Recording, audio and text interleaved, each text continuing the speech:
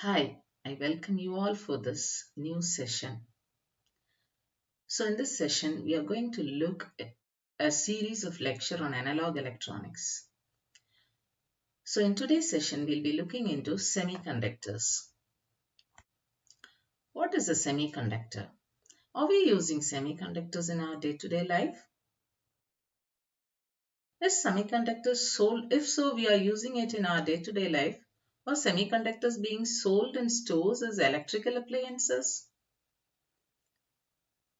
Any guesses? These are the few areas where semiconductors is used in everyday life.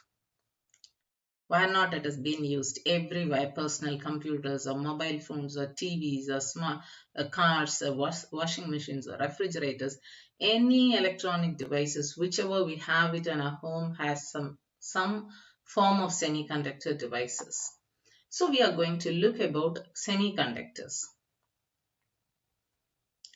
What are semiconductors? If we consider the materials, three types are there. One is conductor, another one is insulator, and the third one is semiconductor. If it is a conductor, the resistance of the material will be very low, and so it conducts electricity heavily. The flow of electrons will be more. For example, copper or water, is all these are good conductors of electricity. If it is an insulator, it completely blocks the flow of electrons. That is, it has a high resistance towards flow of electrons.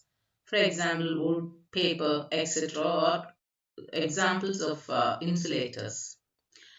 The materials which has a conduction property between conductor and insulator is known as semiconductor. So semiconductor is defined by its ability to conduct electricity. And few semiconductors are silicon, germanium, gallium arsenide, etc. So what are the types of semiconductors? Semiconductors can be classified into two types. One is intrinsic semiconductors and another one is extrinsic semiconductors. Intrinsic semiconductors are pure form of semiconductors and extrinsic semiconductors are impure form of semiconductors. What is meant by intrinsic semiconductor? As I said, it is pure form of semiconductor.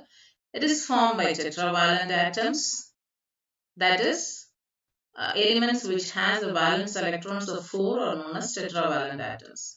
For example, silicon, germanium, gallium arsenide are examples of intrinsic semiconductors. This is the crystal lattice structure of intrinsic semiconductor. So if you see, this silicon element is having 4 valence electrons, as well as the other silicon is also having 4 valence electrons. So these silicon, they themselves will form a covalent bond and they will be sufficient enough. They will not leave any electrons, they will not accept any electrons in the case of intrinsic semiconductor. So this is the energy band diagram of an intrinsic semiconductor. As I said, since each and every element has 4 valence electrons, they are well sufficient and so no flow of electrons will be there. This is what we can see. There is no flow of electrons between the conduction, between the layers, conduction band and the valence band. Now coming to extrinsic semiconductors. So as we all know, if there is no flow of electrons, current flow cannot be there. So it is of no use with intrinsic semiconductors. So we have to think about the next. What next? So if I add some impurities with the intrinsic semiconductors, then we'll get difference in the doping level, which may allow the flow of electrons.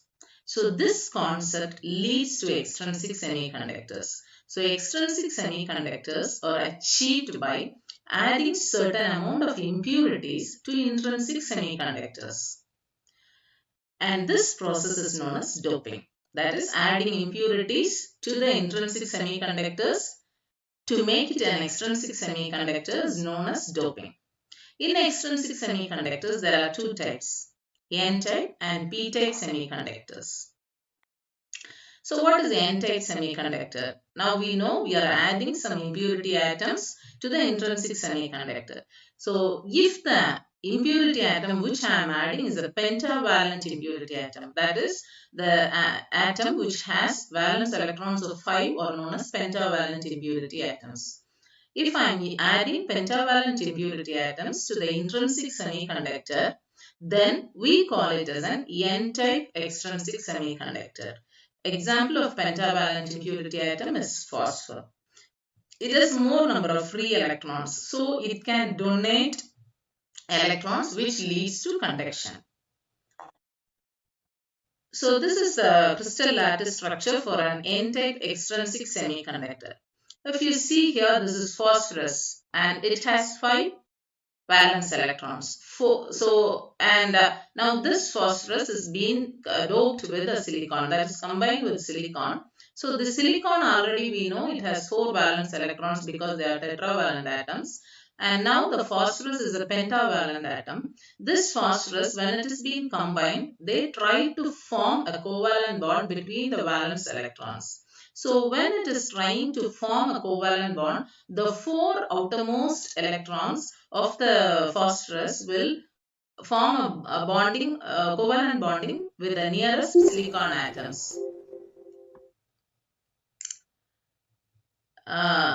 Excuse me. So with the nearest silicon atoms. And phosphorus is pentavalent atom, so it has one free electron. So when the number of free electrons are more, then the conduction starts. So free electrons are there. This free electron will trigger another electron, and so more free electrons are being released, which leads to more holes, and so the conduction will start. This is P-type extrinsic semiconductor. So P-type extrinsic semiconductor is where trivalent impurity atoms are doped. That is, the outermost shell or the valence shell will be having 3 elements, 3 atoms. For example, boron, it has only valence electrons of 3. So if we are doping a trivalent impurity atom to an intrinsic semiconductor, we call it as a P-type extrinsic semiconductor. It has free holes and they form an acceptor impurity. This is the crystal lattice structure of P-type extrinsic semiconductor. So here if you see, this is boron, it has only 3 valence electrons. And these silicon, which are nearer neighbors of this boron, will try to combine covalent bonding with the valence electrons of boron. If we see, these 3 electrons silicon atoms has formed the valence covalent bond with the valence electrons, but this silicon atom do not have. So here a free hole has been generated. So if the number of electrons and holes are not neutral, if it is neutral, then there won't be any movement. That is known as intrinsic semiconductors. There won't be any movement of electrons. If they are not same, if there is any difference, then it leads to movement of holes and electrons. So I hope you all have understood what is semiconductor. Why semiconductors are being used in our day-to-day life. Are we using semiconductors? If so, where it is being used? In what form it is being used? As an introduction, we have seen semiconductors. What are the semiconductors available? How different types of semiconductors are being obtained? And how the structure looks like. So now coming to the assessment. Hope you have understood the basics. So what is the significance of doping an intrinsic semiconductor? And mention the types of semiconductors. So few references, and thank you.